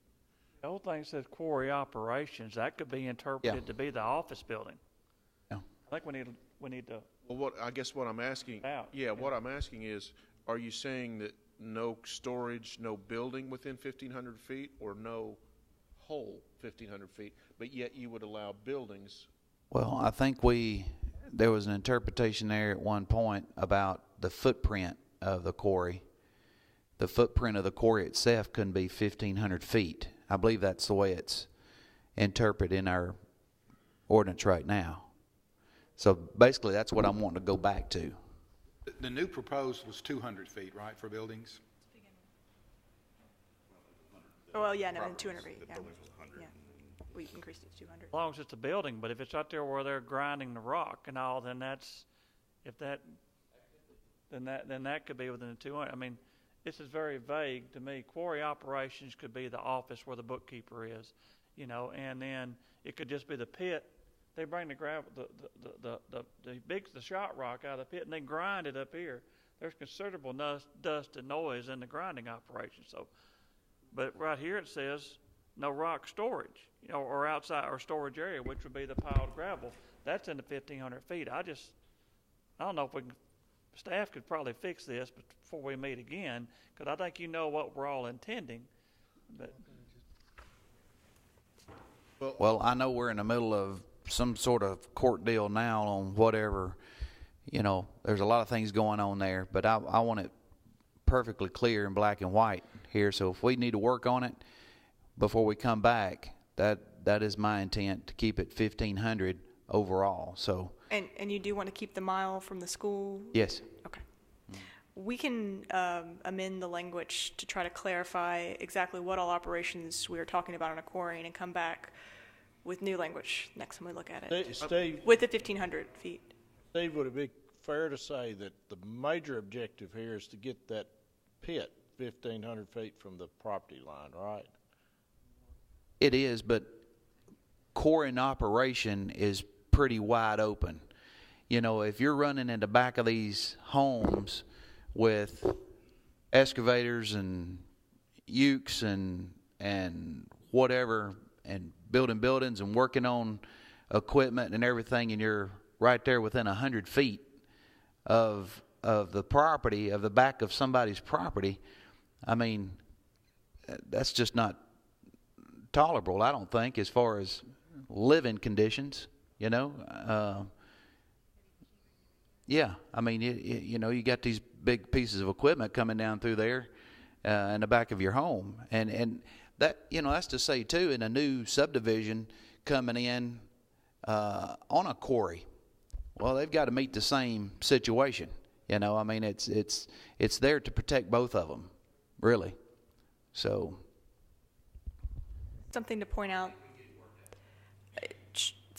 is that we actually, in the new regulations, will also be proposing performance standards for the first time, which will set minimums on the amount of noise and dust that can leave a site. So that's new in our new regulations, and that's found in Chapter 11. But they would also apply to all the uses in the county, such as quarries. oh, yeah. New quarries. New quarries. Existing quarries are We've grandfathered. left a lot up to the state on quarrying operations, and we just need to have some sort of guideline and hold on what's going on. I mean, I know these existing ones are going to be grandfathered in, and we're going to have to deal with that, but you know, any new ones and changing this regulation to 100 and 200, I mean, that just, to me, that can't work. Get new words to you on that section next time we look at it. On it, just for clarification and not bending the rules here. Can you check while you're looking, or you may know now, what does state law say about all this stuff? Are there any regs?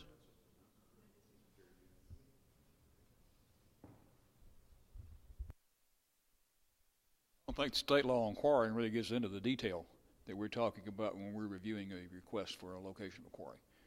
There's certain things that they deal with, but the reclamation plan is covered. There's covered some in state law, but as far as these location requirements, I don't think it's covered. But I will research that just to be sure. Seconded that motion. I did. I withdraw mine also.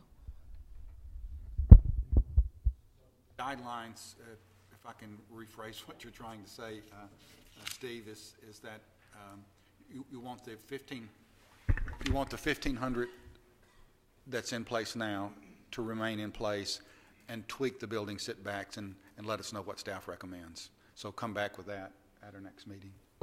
Absolutely. Okay, we're nearing the finish line here. We do have Dale, another. Can I ask one question? Sure. One question, I'm please. sorry. Dale, you're adding 1,500 feet, all four directions. Say you got a 25-acre pit.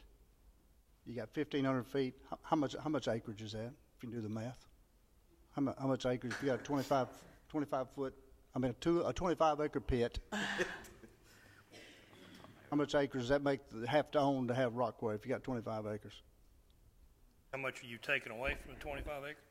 Oh, you got 25 acres. Say your pit's 25 acres. I don't know what's the size of one out there. What is the size of that? How many acres is that? Extra long. you had 1,500 feet every direction from say a 25 acre. So I'm going in to build a Rockway, and I'm anticipating I want a 25 acre pit. Adding 1,500 feet all the way around it. What size is my lot have I got to buy? Will was talking about it needs to be on a big track. That'll be a big track. That one I can't do in my head, so I don't know the answer to that. Well, a square mile is 640 acres. It'd be a 3,000 foot square. Basically, if you took the 1,500 foot and combined on a perfectly square lot, so that'd be 2/3 of 43, 560. Yeah, 400 or 500 acre Real tract. long and narrow, and it's 3,300 feet wide. You're not going to have a very big quarry.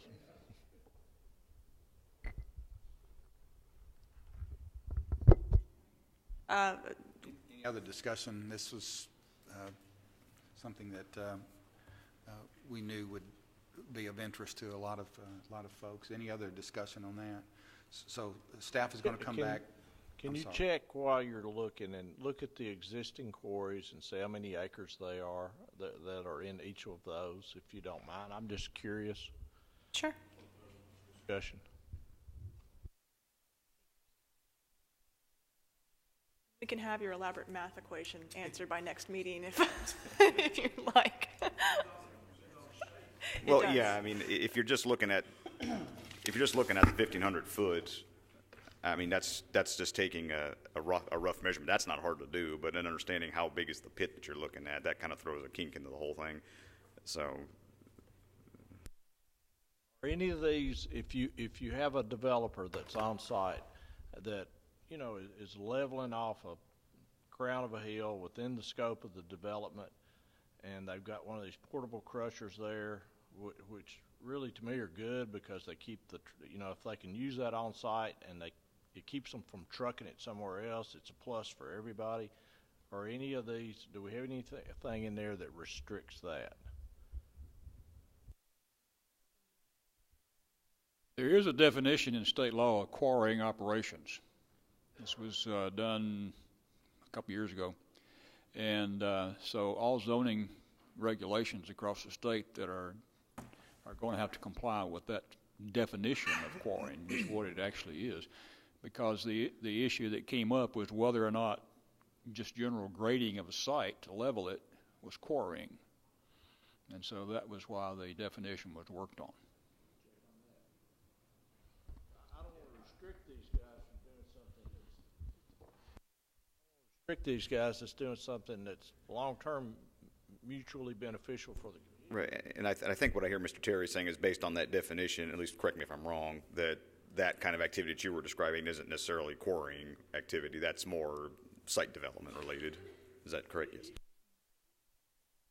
If they are crushing the rock on site. Yeah, the new statute, we can look at it before the next meeting, but it defines quarrying as including taking the rock off site, and there's a component of selling it. That's kind of the intent of the statute. So I think generally speaking, if you're just leveling the hill as part of your site plan in your example, that's generally not quarrying under the new statute. Probably ought to put that definition in here. Some of those guys sell the excess rock, though. Does that become a quarrying operation? You're getting too detailed for me now, but I think that's what the new statute was. Oh, Mr. Gamble out here's got a temporary extraction permit out there on 231, and he's not 1,500 feet from him, but he's leveling a hill, and stuff. So I would think we'd still have the latitude to do something like that in the future. Somebody just leveling a spot for future development without them having to be 1,500 feet. That's not a permanent quarry, but. Well, I think as long as it's not a quarry as currently defined under the statute that Mr. Terry's referencing, then anything else will be fair game and not regulated under our quarry regulations. And just to follow up on Mr. Terry's comment, our definition of quarrying actually does reference that state code already. We reference that. So. One more quick question. What was it, a mile, like from churches and schools, that type of thing? From schools. Let me ask a question. If we were to approve a quarry sometime in the future and then we wanted to build a school a half a mile from it, could we do that?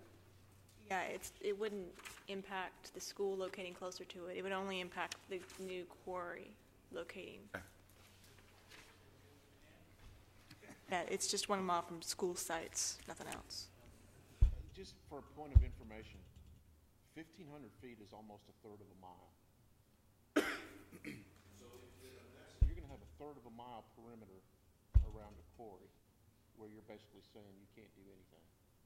If you come in the front gate, you're driving a third of a mile in to the quarry site. Sometimes 1,500 feet doesn't sound like much, but when you convert that to a mile, a third of a mile is a hell of a buffer. Yeah.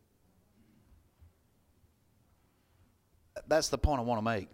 Don't get too excited on this deal. That's what we've had existing for years and years and years and years. And I've talked to some of the quarrying operations and told them this is what I'm getting ready to say. If y'all got a problem with it, okay, let me know. But I'm sticking with the 1,500 feet. I'm sticking with our existing regulations on this. And I'll tell you the exact wording. We've had to play by those rules for years. It's fine with us. We don't have a problem with it. So you bring a new one in, there's plenty of places you could find it, but they're not wanted and not respected, just like landfills or anything. Nobody wants it in their backyard, and I understand that. But there's a lot of places you can still put a quarry in operation in if it were to be approved. So this 1,500 feet is protecting them as well as the residential area right there too. So, Well, the existing quarry operation is one as restrictive as possible because that eliminates competition for them. You know, I want to look at it from that side, you know. So they're already there. They're up and running. So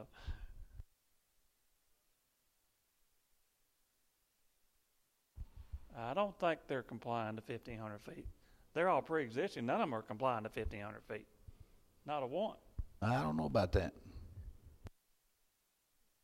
They're all grandfathered. They're mostly zoned residential at this point. Here's what we're going to do. We're going to move on. But the staff is going to come back with some additional wording, and for us to adopt it, we'll have to move and second and vote on that. How about that? Thank you. All right. One more document to go through. We did receive some additional comments since our last meeting when we created the first response document that we've been reviewing. So these we'll go back and move back to the document again. Y'all should have a copy of that on your desk, correct? Yeah, it's called additional comments, so it should be in front of you. And it starts with Chapter 3, the Agricultural Residential Zoning District. And the comment we received was someone who was very concerned that the county was going to start regulating farming and telling people where they could farm, what they could farm, stuff like that. We want to clarify that staff has no intention to limit the agricultural uses, which already enjoy considerable protection under state law. The AR zone, of course, allows agricultural uses, but so does the RM and the RL. They will be allowed by right in those zones as well. So we have no intention of regulating agricultural uses in that way. More of a response to requests for an agricultural zone. Would that not be fair? We actually don't currently have an agricultural zone. People call us often and be like, oh, I want an agricultural zone, and we don't have one to offer at the moment. We only have residential zones. So the agricultural zone does have some extra benefits of that it has the uses that like agricultural tourism would be allowed by right, whereas if you had a residential zone property, you wouldn't be able to do that. But we just wanted to make it abundantly clear that we are not in any form regulating where farms can be located or what can be farmed. So that's not in this ordinance, and it's protected by state law. Okay. The next provision that had a comment on it was actually back in Chapter 11, 1101. And it's dealing with the outdoor parking and storage of major recreational equipment. The comment we received, I think this would be better left up to restrictive covenants and homeowners association to police. I think people choose to live in the county rather than the city to get away from these petty restrictions. As you may know, these are the regulations which are in our current zoning resolution. We carried them over from our existing regulation.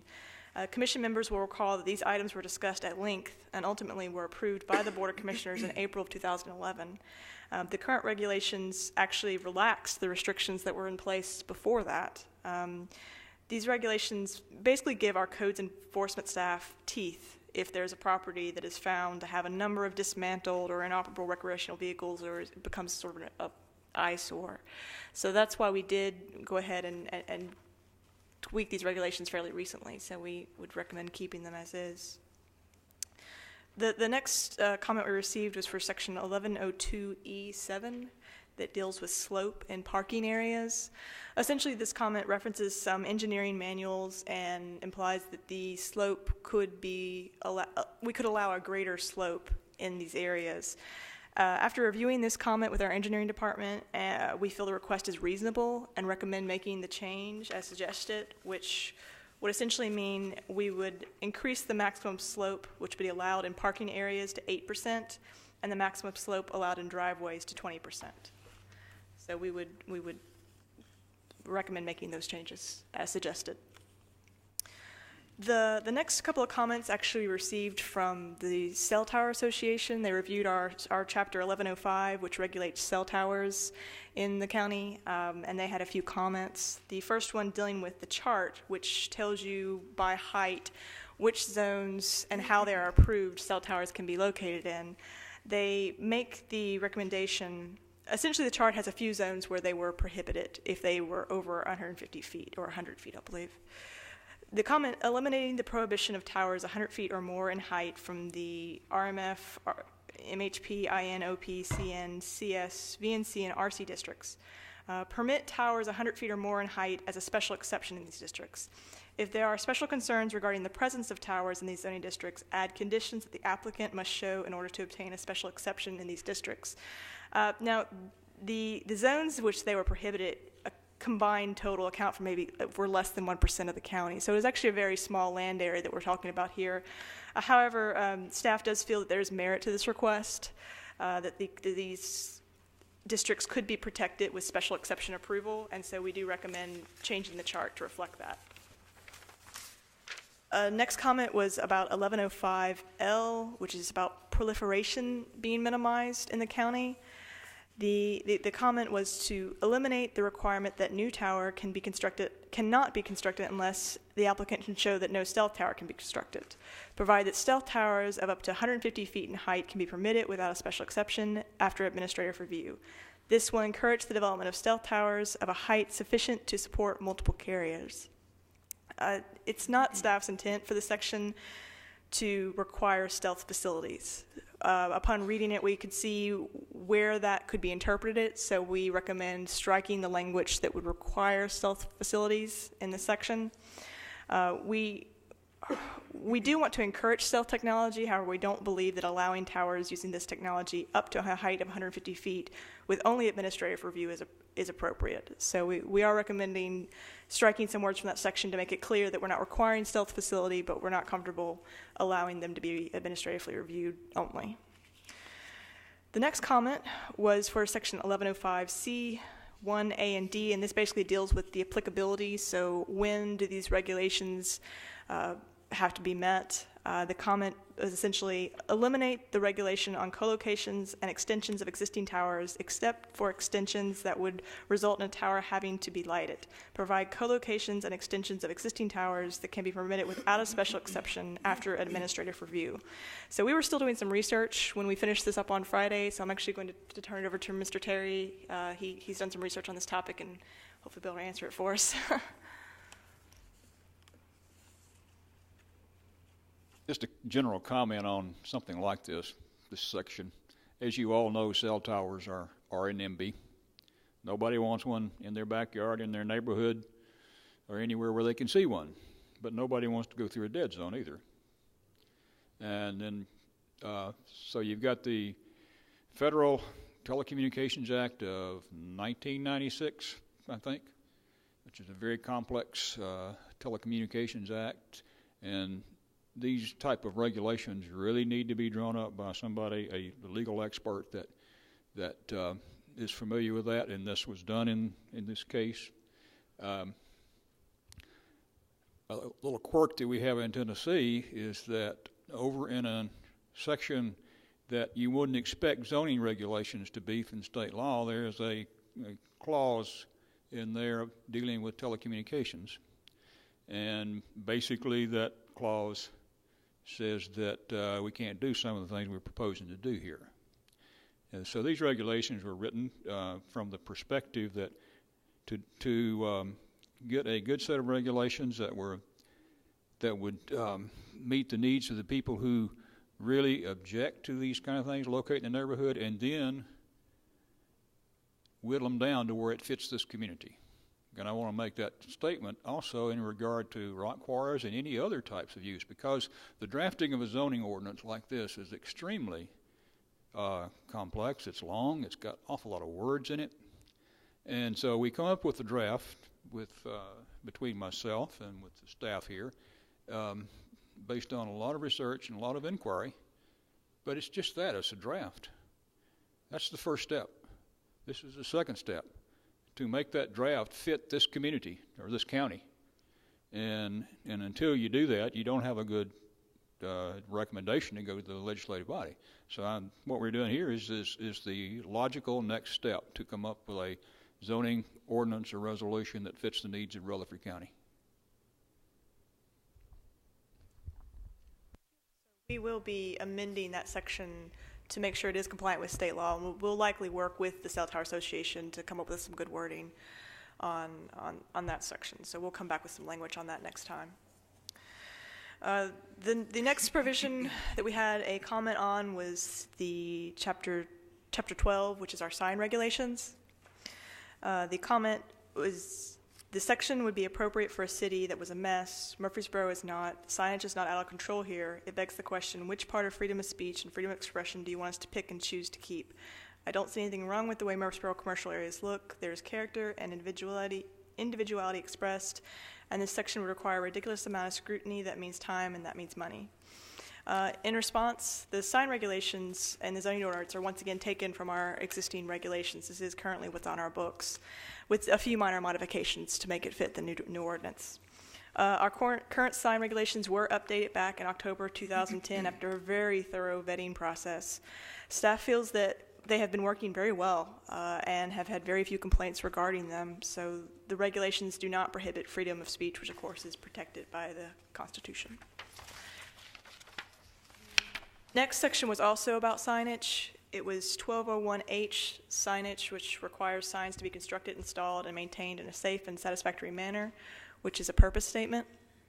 The comment received, this is an example of the enormous amount of manpower required and the possible negative impact on freedom of speech.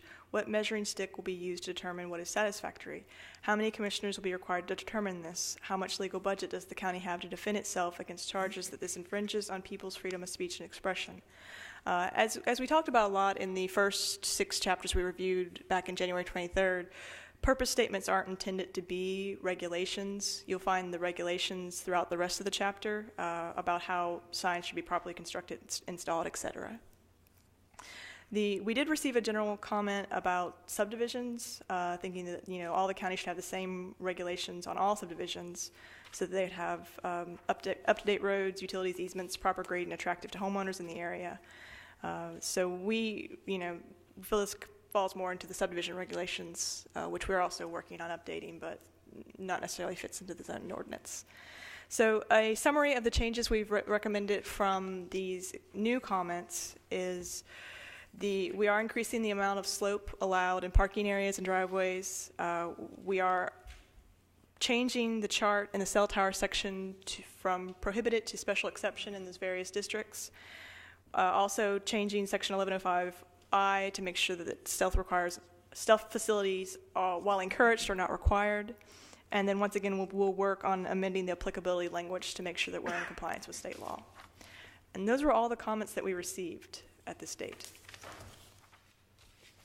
What are your wishes?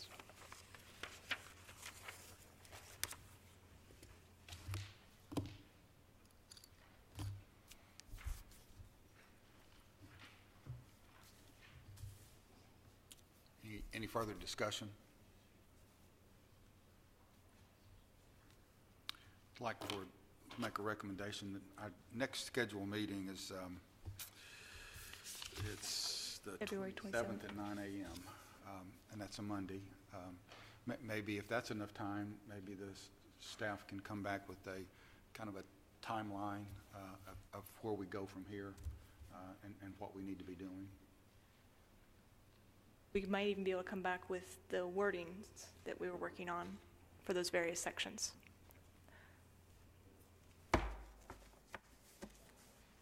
Can we do that on a night meeting? As far as those comments and everything that everything we've addressed right here and the wording and all that sort of stuff, can we do that on like a night meeting, or is that pushing it back? I mean, it's still the same month. It's just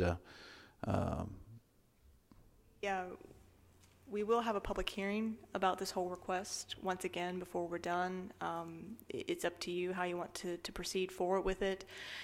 We could have a list of the recommended changes to you before the day meeting that you could just review and think about before the night meeting. It's really kind of on your time frame at this point, because we want to make sure that we recommend a good, solid document.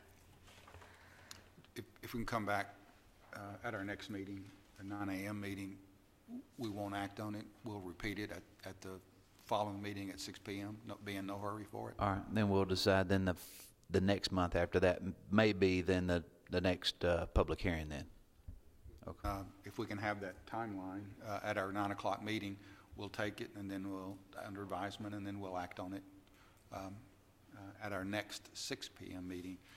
And I could probably tell you when that one is, too. It's March 12th. Could.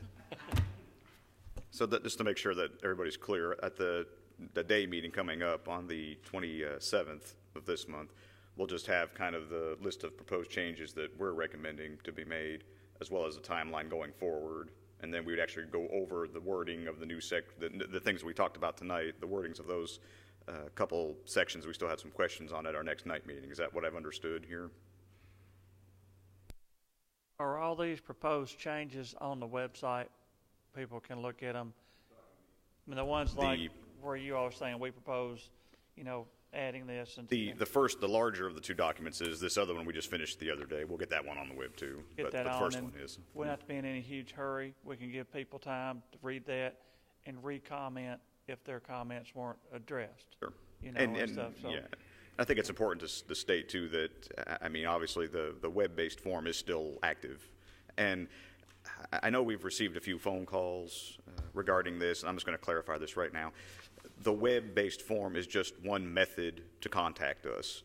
Okay, we're not relying on that exclusively. If you want to call our office, that's fine. You can call us at 898-7730. If you want to come into our office and visit us, Ms. Emsley, myself, any of my staff planners are going to be more than happy to sit down and talk with this person, whoever comes in. If they want to mail us something, if they want to fax us something, if they want to do smoke signals, if they want to put a banner in a plane and fly it over the sky, we'll see that. I really don't care how they get in here, but we want to hear the comments. And I know that we had gotten one phone call from someone who was a little concerned that, well, they didn't have access to a computer or email, and that way they couldn't make comments. That does not at all. Any way you can get the comments to us is fine with us.